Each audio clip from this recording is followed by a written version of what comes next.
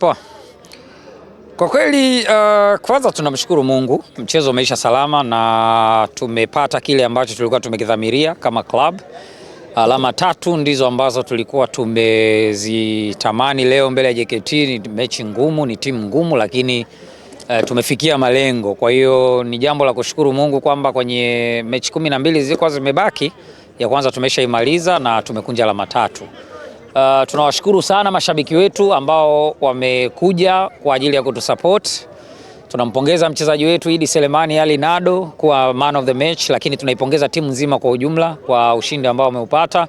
Wamefanya kazi nzuri.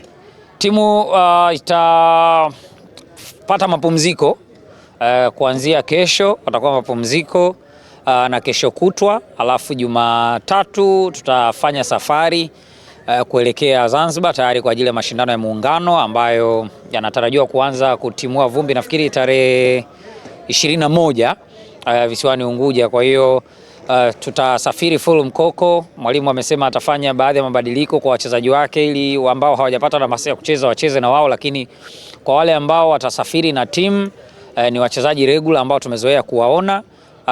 Tunakwenda kwa ajili ya kushindana, hatuendi kwa ajili ya kutembea. Tunakwenda kwa ajili ya kuhudumisha Muungano, tunakwenda kupambana mpaka tone la mwisho. Akikuuliza mtu lengo kuhusu Azam FC kwenye michuano hii ya Muungano, mwambie ni kombe la mashindano, hudumu Muungano.